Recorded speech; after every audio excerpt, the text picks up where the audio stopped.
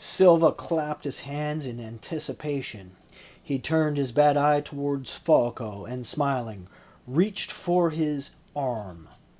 "Come, Pomponius Falco, I shall demonstrate how thoroughly we have conquered Judea. I will show you something you can take back to amuse bored senators. If the deserts of Judea offer nothing else, you will see that we cannot complain of the acoustics." In spite of his limp, Silva set such a rapid pace that all of the procession following him were obliged to break step frequently and half run until they caught up. It was exactly as Silva had hoped, for all eyes in the encampment were on his visitors as they passed along the Via Principalis, and he saw no reason to enhance their dignity. Once, unable to resist the temptation, he had glanced over his shoulders and had seen how they were already panting and dripping with perspiration. The sight was so pleasing that for a moment he was able to ignore the effect of the searing sun on his own wretchedness. It was true. Each day it seemed hotter. He tried to concentrate on more agreeable matters. Here now, he reminded himself, who has the present honor of commanding the celebrated 10th Legion. Trajan had led them at Jotapata. Vespasian himself had depended heavily upon all through the campaign in Palestine. Not bad company. Look at them. Regard the special spirit in their very faces. Everywhere in this throng, packing both sides of the roadway, familiar faces. More than 5,000 men in the 10th, 2,000 in the camp alone, archers, slingers, pikemen, artillerymen, Syrians, Arabians, levies, from every province, welded into one indomitable legion.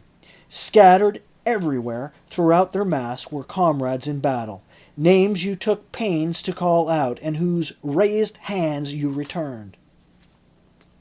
Pedanius, Longus, Fabius, Valens, Macius, Umidus, Matarus Arianus, and Silvius, your blood brother, old Plinius. By what indulgence of Mars are you still alive? Ventenius Severans, what mischief are you into now, and what name do you call her? Attius, how is your wound? And Lupercus, how goes yours? Calpurnius, Silex, how about sharing your secret with me? They tell me you gamble so cunningly you now own the 10th. Valerius Paulinus, your scheme for conserving water.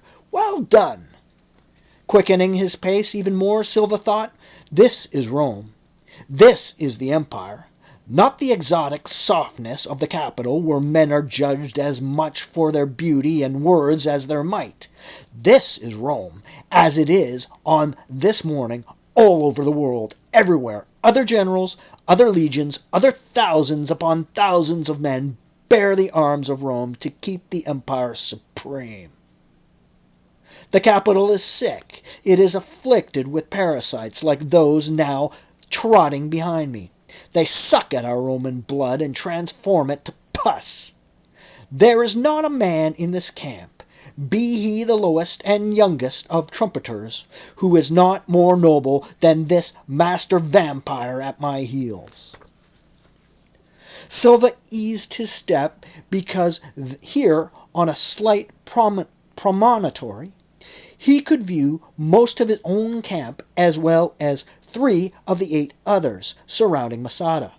And as always, he found a sense of accomplishment both in the arrangement and efficiency of his master scheme. In planning the camps, he had followed the standard army pattern, which he had employed so many times elsewhere. There was no reason to argue with it. The soldiers of Rome long ago had learned how confusion alone can defeat the finest of troops.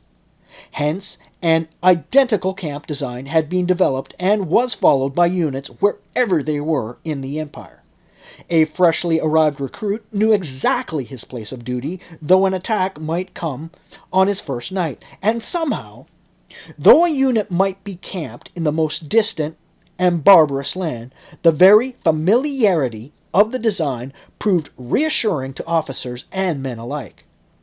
Still carrying his helmet under his arm, Silva halted for a moment to speak with Rosianus Geminus, who was waiting, as he did, every morning near the tribunal. Here, on every fourth day, Silva mounted the raised dais and reviewed the troops of his own and the adjacent western camp. Here awards were made, principal punishments assigned, and auspices consulted before battles, and duty orders passed on to the ranks of their immediate commanders. Now he was remedied how frequently he had been censured by more aloof commanders for his easy liaison with the troops. The quickest way to silence that stiff next was to evoke the democratic field custom of a long-gone soldier, one Julius Caesar. A pox on those commanders who waited until the final hours before battle, then mounted the dais in grandeur and delivered an oration they appeared would arouse the fighting spirits of their men. The clever haranguers might succeed, but the system was too tricky for Flavius Silva and too vulnerable to unforeseen developments. If you would ask a man to spill his blood in your name, then let him know you are his brother as well as his father. Right, good solid Geminus. And write that the butterfly Falco and his fluttering companions will prove to be an unmitigated nuisance. Could they not at least send us some agreeable company from home? Do our eyes agree there must be 100 people in his retinue, all of whom will have to be fed and given access to our precious water? Geminus, he said aloud, we will have to do something for our valued guest, Pomponius Falco. You will find a place for him and his people. Geminus eyed the assembly with the utmost distaste. We might squeeze one tent in the central court near the command post, he grumbled, but I cannot think where to put the rest of them. Oh, ever-perceptive Geminus, how instantly you recognize a sticky situation without being given so much of a hint of its true nature. Geminus, veteran of veterans, centurion of the first class of the most honored cohort, the first in the most honored legion, the 10th, captain of my praetorians, secret salutes. Geminus blew out his cheeks and exhaled as a man much overtried. Where, Silva wondered suddenly, had the resourceful rascal obtained the garlic? I can smell you from afar, dear Geminus. Have you stolen the precious stuff from our medics who prescribe it mixed with rue and pounded up with oil for scorpion stings? Beware, Geminus. Be prudent of our supply, for it seems we are suddenly host to such a creature. You will have to think of something, Silva said, without the slightest suggestion of urgency in his voice. He was watching Geminus's eyes roving through the company behind Falco, and he pretended to be concerned when Geminus pulled on his beard and snorted. The rest might have to make do outside the walls, I suppose.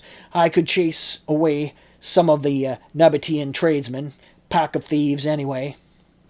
Each of the camps surrounding Masada had its quota of followers who nestled as close to the Roman soldiers as terrain or the temper of the camp commander allowed.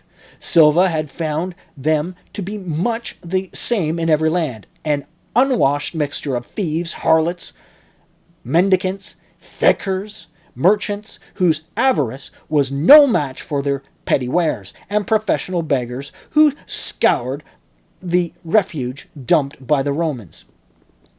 He had ever been amazed at their ability to survive the most rigorous campaign conditions, entirely on their own quite invisible resources. And it was said in the legions that if your camp followers suddenly disappeared, then you were in very serious trouble. But If they remained as spectators near the field of battle, then a victory was assured. Eyeing Falco's Germans with open suspicion, Geminius asked, "And what am I to do with those northern aborigines, sire, when we have no trees for them to sleep in?" Silva told him to mind his tongue, since they might understand Latin. Jimenez shook his head unhappily, but touched his helmet in obedience. "Where are their tails?" he growled. "I have lived with some vile people in my time, but never with Germans." Silva smiled dryly at the small force now gathered near Jimenez. It was becoming a routine assembly, he thought, triggered each time at his pleasure by a Jew with a viper's tongue. There stood young Attius, his aide, obviously shocked at the gaudy spectacle presented by Falco, and his darling Cornelius displaying themselves like courtesans before their ensemble of hairy savages. Poor young Attius, a 6-month tribune, away from his patrician home for the first time in his life. He had so much to learn, he was nearly useless. Technically, he was Jimenez's superior officer, but he would no more dare give him an order than Jimenez would consider obeying it. With Attius were 10 Arabian archers, with their bows at the ready, picked men whose incredible skill was wasted on these affairs. But at least, Silva thought, the Jews knew of their reputation and would keep their distance. There were 3 standard-bearers, one holding the sanctified staff of the legion, which was surmounted by a golden eagle. Instead of a helmet, the bearer wore the skin of a leopard, its jaws open above his head, and the body hanging down his back. Next to him stood a legionary wearing the skin of a wolf. In the same fashion, he held a standard with a gilded statue of Victory surmounting small portraits of Vespasian and Titus, rather poor likeness in Silva's opinion. Next to the imperial standard was the 10th Legion's staff surmounted by its symbolic wild boar mascot, and then, from the tip of his principal medals, set in vertical order of merit, Silva noticed the gilt was chipped on all 3 standards of his own highest honor. The corona civica was cracked down the center. Alas, he thought, it has been a long campaign, and it is well the Jews must view us from a distance, else they might perceive how their besiegers are gradually decaying. He put on his helmet and turned to Falco. "Do not concern yourself. My armor is like my menagerie, simply He put on his helmet and turned to Falco. "Do not concern yourself. My armor is like this menagerie, simply to impress the Jews. There is no danger. At these times, Eleazar ben Yair fires much deadlier weapons than arrows." He set off again for the camp's Praetorian Gate, which, in accordance with army tradition, faced the east. During the taking of auspices, omens favorable to victory were best received from that direction.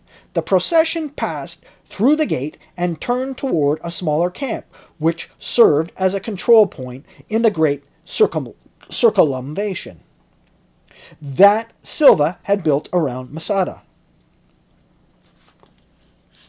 Here, on the western mountain slopes, the wall was relatively simple, but on the eastern side he had caused to be erected 12 towers as lookouts against any possible escape. The wall had done its job. So far as he knew, not a single Jew had managed to escape from Masada, but it had been too costly, and before it had been completed, he told himself that he would never build another. The loss of more than 1,000 Jews in its construction was unimportant, but heat, accident, and disease had cost him 43 valuable legionaries. He did not like to think what it had cost in effort and time. Another of Rome's ideas he remembered bitterly. Long-distance wise men insisting that not a single Jew escape, as if there were any place for them to escape except to death in the desert.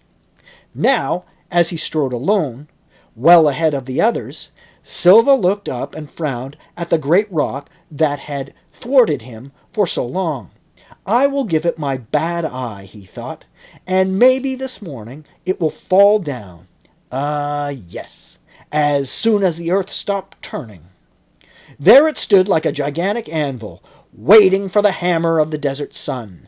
Beyond it lay the Dead Sea and a parched mystery of Moab. This accursed rock had been designed by all the evil gods in company and with Vulcan as the master architect.